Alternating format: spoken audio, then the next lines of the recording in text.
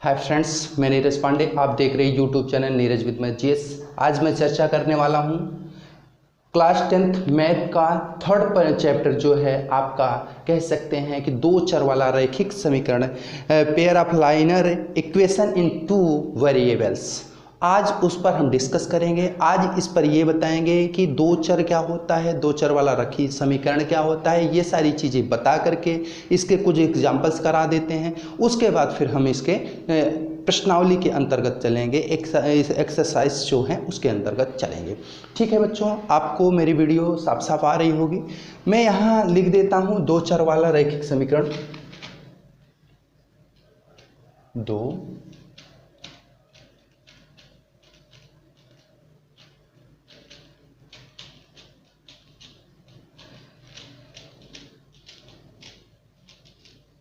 दो चर वाला रैखिक समीकरण। ये साफ साफ आ रहा है आपके? नहीं, ये तो आ नहीं रहा है, थोड़ा सा एडजस्ट करना होगा।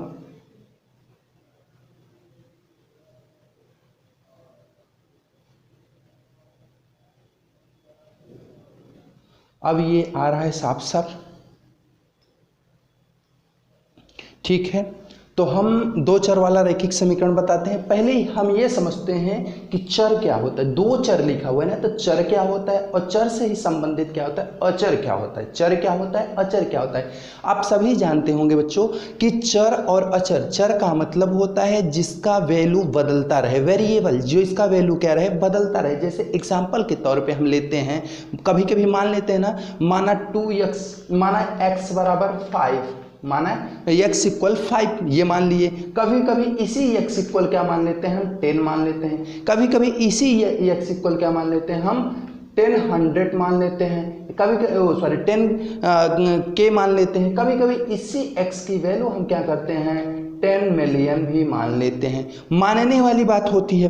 तो यहाँ क्या है कि चर का मतलब ऐसा व्यंजक जिसकी वैल्यू बदलती रहे, उसको हम क्या कहते हैं, चर कहते हैं। और जिसकी वैल्यू बदलती नहीं है उसको हम क्या कहते हैं, अचर कहते हैं। तो इस तरीके से अगर हम कहेंगे तो चर किसे कहेंगे, जितने भी ऐसे कोई भी व्यंजक जिनका मान बदलता रहता है उनको चर कहते हैं। जैसे x, y, z, a, b, c, कुल मिलाकर के जितने भी आपके अल्फ़ाबेट्स हैं, जितने भी आपके व्यंजन हैं, वो सारे क्या होंगे, आपके वेरिएबल, वो क्या होंगे, आपके चर होंगे।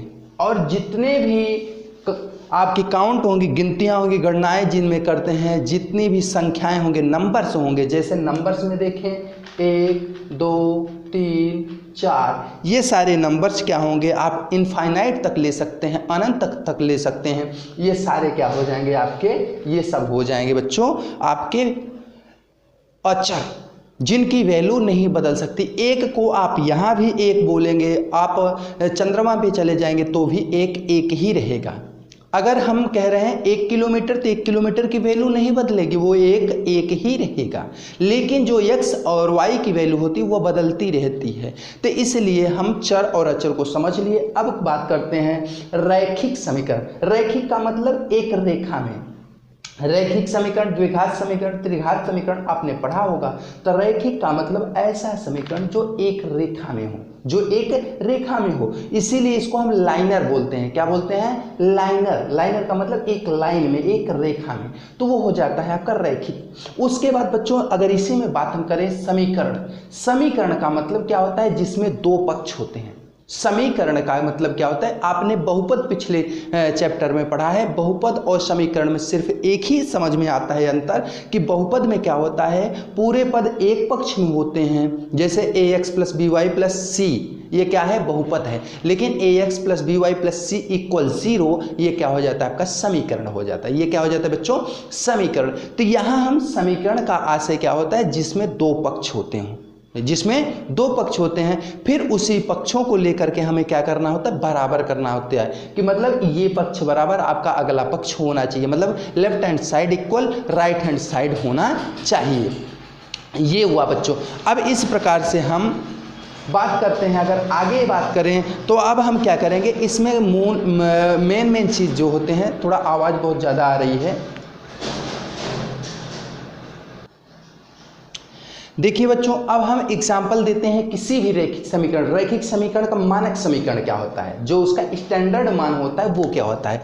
अब हम अगर देखें तो रैखिक समीकरण का मानक समीकरण क्या होता है, ax plus b y plus c equal 0। यह क्या हो जाता है, आपके रैखिक समीकरण का स्टैंडर्ड मान है। इसको हम मानक समीकरण बोलते हैं। अगर हम हिंदी में बोलें तो क्या कहते हैं, इसको मानक समीकरण। ये स्टैंडर्ड वैल्यू होती है। ये क्या होती है, स्टैंडर्ड वैल्यू किसकी, रैखिक समीकरण की। ये जो लाइनर इक्वेशन है उसके स्टैंडर्ड वैल्यू होती है। अब इसमें बच्चों क्या क्या चीजें होती हैं, ये जो ए है, ये ए और b, a does not equal क्या होना चाहिए, ए डज नॉट इक्वल यहाँ पे 0 होना चाहिए। ए 0 के बराबर नहीं होना चाहिए और बी भी 0 के बराबर नहीं होना चाहिए। तो यहाँ ए डज नॉट इक्वल 0 और b does not equal 0, b does not equal 0 ये होने चाहिए। तो यहाँ क्यों ऐसा होना चाहिए, जैसे ए अंक अगर 0 हो जाएगा तो पूरा मान भी क्या हो जाएगा, 0। ये पूरा पद ही क्या हो जाता है, 0। इसलिए कहा गया है, बताया गया है कि ए इक्वल 0 नहीं होना चाहिए और बी इक्वल भी 0 नहीं होना चाहिए। अभी देखिए बच्चों, यहाँ सी क्या है, अगर देखा जाए ऐसे भी पूछा जाएगा, ये ए क्या है, ए क्या है, यक्स का गुणांक है, बी क्या है, वाई का गुणांक है, सी क्या है, यहाँ अचर पद है, सी क्या है, यहाँ पे अचर पद है और इक्वल 0। ये आपका दूसरा पक्ष हो गया, दूसरा पार्ट हो गया जिसको हम इक्वल लेते हैं। यहाँ तक आपको बात समझ में आ गई होगी बच्चों। अब यहीं से हम लेते हैं कि ये, इसको हम बगल में लिख देते हैं। ये होता क्या है, यहाँ लिखना चाहिए जहाँ ए डज नॉट इक्वल 0 और बी डज नॉट इक्वल क्या होना चाहिए, बी डज नॉट इक्वल 0 होना चाहिए, तब ये क्या होगा, रैखिक समीकरण होगा। लेकिन ये भी बता दे बच्चों कि अगर 2 समीकरण दिए रहें, अगर हमें 2 समीकरण दिए रहें तो वो कब समपाती होंगे, वो कब समांतर होंगे और उनका कब अद्वितीय हल होगा, मतलब उनका एक और केवल एक ही हल कब होगा, किन परिस्थितियों में। जैसे एग्जाम्पल के तौर पे हम कोई समीकरण ले लेते हैं तो इनके अद्वितीय होने का क्या, अद्वितीय होने के स्थिति में ये क्या सूत्र होता है ये देखेंगे। तो हम यहाँ देखेंगे कि a1 upon a2 does not equal b1 upon b2, तो ये क्या होंगे, अद्वितीय हल होगा। जैसे दो चर वाले रैखिक समीकरण का अद्वितीय हल, यहाँ क्या लिखेंगे, अद्वितीय हल। किसी भी समीकरण का अद्वितीय हल कब होगा, जब a1 upon a2 does not equal b1 upon b2, a1 upon a2 does not equal b1 upon b2, तब जाकर के बच्चों ये क्या होगा, आपका रैखिक समीकरण क्या होगा, इसके अद्वितीय हल होंगे। अब इसके लिए एग्जाम्पल हम ले लेते हैं। एग्जाम्पल कुछ भी आप सोच लीजिए। जैसे एग्जाम्पल में हम सोच लेते हैं 5x अपान 5x, 2 समीकरण ले लेते हैं, 5x plus 10y plus c की जगह हम क्या ले लेते हैं, 2 इक्वल 0, 2 इक्वल 0। दूसरा समीकरण ले लेते हैं हम, दूसरा समीकरण ले लेते हैं 7x plus 21y plus 4 equal 0। ये 2 समीकरण हम लिए। अब इनमें देखिए ये इनका अद्वितीय हल कैसे निकलेगा। अब हम क्या करेंगे, a की जगह तो a इक्वल क्या है, 5 है, a इक्वल क्या है, a1 इक्वल 5। तो यहाँ से अगर हम मान निकालें तो a1 बराबर क्या आया, 5, a1 इक्वल 5, a2 इक्वल, अब a2 यहाँ आएगा, a2 इक्वल क्या आया बच्चों, 7। चूंकि a1 क्या है, x का गुणांक a1 होगा, y का गुणांक a2 होगा और ये c क्या हुआ, अचर पद, तो यहाँ a1 ये हुआ।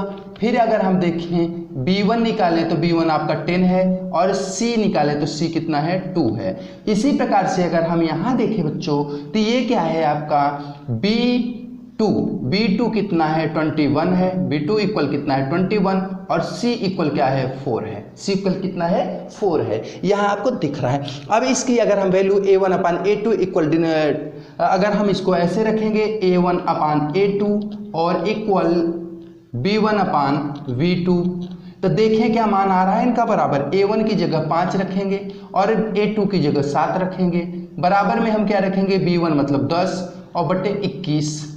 क्या 5/7 बराबर 10/21 बराबर है, नहीं है।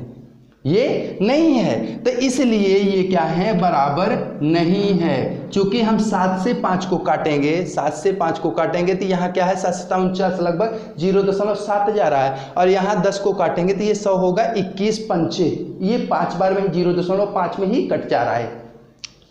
तो यहाँ बच्चों आपको देखने को मिला कि यह क्या होगा, अगर ये समीकरण दिया रहे और पूछ ले यह रैखिक समीकरण के कितने हल होंगे, तो आप क्या बता सकते हैं, इसके अद्वितीय हल होंगे। इसके क्या होगा, अद्वितीय हल होगा, इसका अद्वितीय हल होगा। कैसे, क्योंकि इसका a1/a2 और डज नॉट इक्वल b1/b2 हो रहा है। चलिए हम दूसरा समीकरण ले लेते हैं।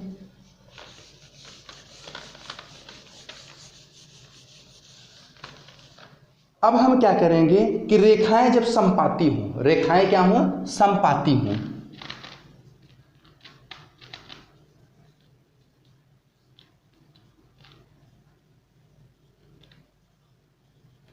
रेखाएं क्या हों, समपाती हों, जिनके क्या हो सकते हैं कि अनेक हल हो सकते हैं। संपाती, अब देखें हम तो संपाती में देखें तो रेखाएं संपाती हो तो इसके लिए क्या फार्मूला होता है, a1/a2 equal b1/b2 equal c1/c2।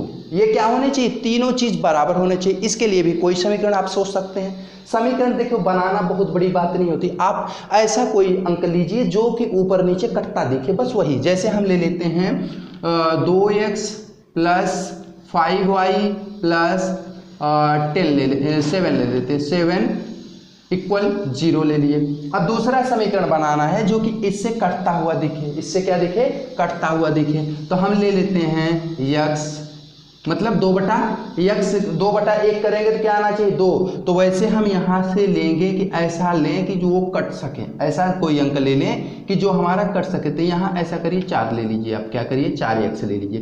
तो यहाँ क्या ले लीजिए, 10 ले लीजिए, 10y, फिर यहाँ क्या ले लीजिए 14 = 0। जैसे कैसे हम बनाए समीकरण कि 2x था, इसको अगर हमें 2 गुना किए, इसका 5 दूने 2 गुना किए, 7 दूनी 2 गुना किए, तो जैसे ही डबल करेंगे वह क्या होगा, ऑटोमेटिक कटता दिखेगा। कैसे कटेगा देखिए, अब यहाँ क्या है, a1 = 2, b1 = क्या हुआ 5 और c1 = क्या हुआ आपका 7। उसी प्रकार से अगर देखें a2 = आपका 4 और b2 = आपका क्या आ रहा है 10 और c2 = क्या आ रहा है आपका 14। अब इसको हम समीकरण में रखेंगे तो कैसे रखेंगे, a1/a2, चूंकि हम लिखेंगे, चूंकि ये ऐसा कहेगा कि यह समीकरण संपाती है, यह समीकरण संपाती है, सिद्ध कीजिए या सिद्ध कीजिए यह संपाती नहीं है। तो हम इसको समीकरण में जैसे ही रखेंगे, अगर ये बराबर आ रहा है तो संपाती है, नहीं आ रहा है तो संपाती नहीं है। चलिए तो हम क्या लिखेंगे, a1 क्या लिखेंगे, a1/a2 = b1/b2 = c1/c2। तो जैसे ही रखे बच्चों, तो यहाँ क्या है 2/4 बराबर क्या आया आपका, आ गया 5/10, फिर बराबर क्या आया 7/14। तो इसको अगर हम काटेंगे तो ये कट गए, 1/2 आया, ये कट के क्या आया 5 × 5 = 5 दूनी 10, 1/2 आया, फिर क्या आया 7 × 7 = 7 दूनी 14, 1/2, 7 से 14 आपका कट जाएगा। तो देखें सभी मान क्या रहे, 1/2 बराबर 1/2 बराबर 1/2, मतलब क्या है, हाफ इक्वल हाफ। तो इसलिए हम क्या कह सकते हैं, यह समीकरण कैसा समीकरण है, इसके कितने हल हो सकते हैं, यह रेखाएं कैसी हैं, तो ये दोनों रेखाएं जो बनेगी वह दोनों रेखाएं कैसी बनेगी, समपाती बनेगी बच्चों। कैसी रेखाएं बनेगी, ये समपाती बनेगी। अब एक चीज और आता है इसके अंतर्गत, जो मेन चीज है, जो फार्मूला आते हैं इसके अंतर्गत यूज होते हैं, हम उसको बताते चलते हैं। और फार्मूला जब आपको क्लियर हो जाएगा तो और चीजें आप ऑटोमेटिक अपने से खुद कर सकते हैं। तो देखिए यहाँ क्या है, c1/c2। चलिए अब अगला तीसरा क्या होता है, हम तीसरा भी लिख लेते हैं कि रेखाएं कब समांतर होंगी, रेखाएं कब समांतर होंगी। तो समांतर रेखाएं कब होंगी,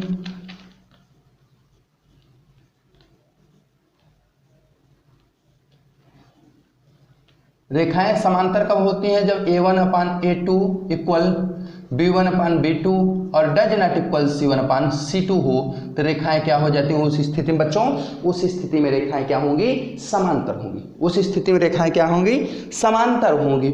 अब समांतर कैसे हो रही हैं देखिए। अब इसके लिए समांतर कैसे हो रही हैं देखिए, तो यहाँ कोई समीकरण आप ले लीजिए, ऐसा कुछ जैसे हम ले लेते हैं 2x अपान 4x इक्वल 10x अपान 10x अपान 20x इक्वल 5x अपान 7x। ये ले लिए समीकरण, अरे प्लस और ये मैं समीकरण को इसको दूसरे तरीके से बना दी, गलत कर रहा हूँ, लिख रहा हूँ डायरेक्ट। चलिए 2x plus 5x plus 7x equal 0, एक समीकरण ले लीजिए। दूसरा समीकरण ले लीजिए 10x प्लस, यहाँ कुछ भी जो मन आपका करे वो ले लीजिए, 10x 0। यहाँ क्या कर सकते हैं आप, ये x लिए हैं तो x मत लीजिए, 2x प्लस y करिए, यहाँ क्या है 2, यहाँ y कर दीजिए, और यहाँ तो x की ज़रूरत ही नहीं है, यहाँ x की ज़रूरत ही नहीं है। चलिए तो 2x plus 5y plus 7 equal 0 और 4x plus 10y equal plus 10 equal 0, ये दो समीकरण दिया है और पूछ रहा है कि बताइए इसके कितने हल होंगे। कितने हल होंगे, हल के लिए एक ही तरीका है कि आपको a1/a2 equal b1/b2 equal c1/c2 में रख देना है, फिर वो जिन तीनों में से किसी एक का फॉलो कर रहा है, किसी एक को मान रहा है, उसी तरीके से हम बता देंगे ए अद्वितीय हल है, ये इसके संपाती हल है, मतलब अनेक हल होंगे, और एक बता देंगे ये समांतर चल रही है। इसके समांतर वाले में क्या कोई हल निकल सकता है? समांतर रेखाएं कभी वो मिलेंगी ही नहीं, समांतर रेखाएं कभी मिलती नहीं, इसलिए समांतर रेखाओं की कोई हल नहीं होता है। तो देखें बच्चों, अगर हम तो यहाँ अगर हम बात करें तो बात करते हैं तो कैसे होगा ये, इसका हल अगर हम निकालें तो ये हो जाएगा, यहाँ भी देखा जाए तो a1 इक्वल क्या आ रहा है आपका 2, b1 इक्वल क्या आ रहा है आपका 5 और c1 इक्वल क्या आ रहा है आपका 7, और इसी प्रकार से a2 इक्वल क्या आ रहा है आपका 4 और b2 इक्वल क्या आ रहा है आपका 10 और c2 इक्वल क्या आ रहा है आपका यहाँ 10 आ रहा है। तो यहाँ अगर हम मान रखें, वैल्यू रखें, तो ये क्या हो जाएगा 2/4 इक्वल 2/4 इक्वल 5/10 इक्वल क्या हो जाएगा 7/10। ये जैसे ही वैल्यू आएगी बच्चों, देखिएगा कैसे ये हल होता है कि ये 2/4 का मतलब क्या है 1/2 कटेगा, 2 1 2 2 2 जा 4, 5 1 5 5 2 जा क्या हो जाएगा 10, तो 1/2। और लेकिन ये 7/10 क्या है, 7/10 कट नहीं रहा है, ये है 1/2 के बराबर, हाफ के बराबर नहीं है, अतः यहाँ हम क्या लिखेंगे, इस प्रकार से चिन्ह लगा देंगे। तो ये कैसा हो जाएगा, इसके कितने हल हो जाएंगे, यह समांतर रेखा होगी। बच्चों एक चीज, समांतर रेखा होगी लेकिन कैसे होगी, अभी आपके मन में डाउट होगा कि सर बता रहे हैं कि ये समांतर रेखाएं होंगी अगर ये सूत्र में आए, लेकिन ये समांतर रेखाएं मुझे दिख नहीं रही हैं, तो चलिए मैं दिखा के देता हूं कि कैसे ये समांतर होंगी। अब चलिए एक चार्ट के माध्यम से इसको हम समझते हैं। जैसे बताइए, ये हम लेते हैं, ये चार्ट बना लीजिए, आप क्या करिए चार्ट बना लीजिए, और इनमें क्या है कि आपको वैल्यू रख देने हैं, एक्स वाई जेड के आपके वैल्यू रख लीजिए, और जैसे ही वैल्यू आप रखेंगे यह समांतर रेखाएं आगे की तरफ बढ़ती हुई आपको दिख जाएंगी। तो यहाँ क्या है कि अगर आपको पूरा हल नहीं करना है तो हल नहीं करना है, सीधे ये अगर मात्र पूछे, सवाल में यही पूछेगा कि बताइए ये रेखाएं कैसी हैं, समांतर हैं, अद्वितीय हैं या संपाती हैं, तो आपको सीधे सीधे क्या कर देना है, 1/2 1/2 1/2 ये कर देना है। चलिए इसको मैं एग्जाम्पल जब कराऊंगा तब करा दूंगा, अभी नहीं कराता हूँ क्योंकि अभी बहुत लंबा सेशन बन जाएगा। कुछ और जो चीज़ें बेसिक चीज़ें हैं वो मैं आपको बता देता हूँ। अब देखिए यहाँ दो चर वाला रैखिक समीकरण जब हल करेंगे, दो चर रहेंगे, तो उनमें एक चीज़ और आती है, क्या आती है कि आपको विधियों द्वारा हल करना होता है। जैसे कहते हैं ना, एग्जाम्पल के तौर पे ले लीजिए कि यहाँ ऐसा हो जाए 2x plus 5y plus 10 equal 0, ये रहे। अब इसको हल करना है, आप यहाँ ले लीजिए 4x plus 5y plus 20 equal 0। तो यहाँ क्या है, आपको ये वैल्यू दे दी जाए। अब इसको हल करने को लिए कह दिया जाए बच्चों दोनों समीकरण को हल कीजिए।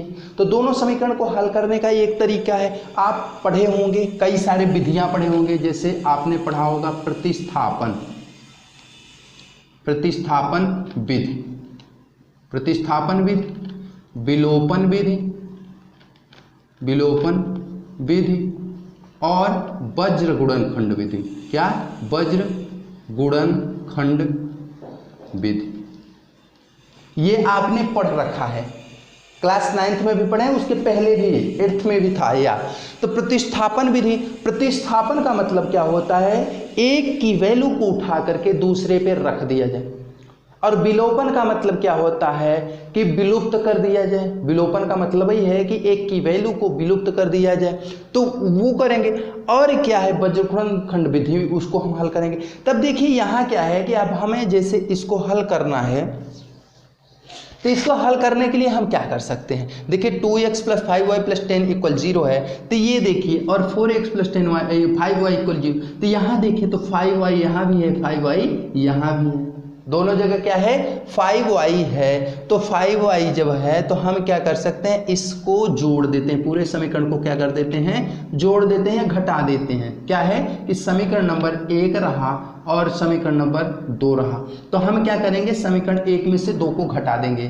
2, चूंकि 1 बड़ा दिख रहा है, 2 क्या दिख रहा है? छोटा दिख रहा है। तो या जैसे भी आप चाहें, इसको 1 मानिए, इसको 2 मान लीजिए, घटा दीजिए। जैसे घटाएंगे तो चिन्ह बदलेगा, माइनस माइनस माइनस।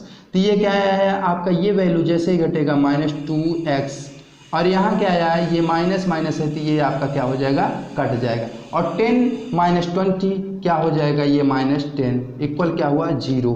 और फिर क्या हुआ? अब देखिए दोनों माइनस हैं, तो -2x इक्वल क्या हो जाएगा? उस पार जाएगा ये, तो 10 प्लस में हो जाएगा, तो x इक्वल क्या हो जाएगा? अब माइनस उस पार लेके चले जाइए, तो -10 अपान क्या हो जाएगा? 2।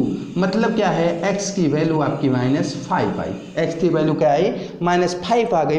और जैसे ही x की वैल्यू -5 आई बच्चों, तो x की वैल्यू क्या करना है आपको? इसको अब चाहे जिस विधि द्वारा आपको हल, तो देखिए यहाँ आपने इसका x की वैल्यू निकाल ली, लेकिन आप ये देखे होंगे कि x की वैल्यू निकली कैसे?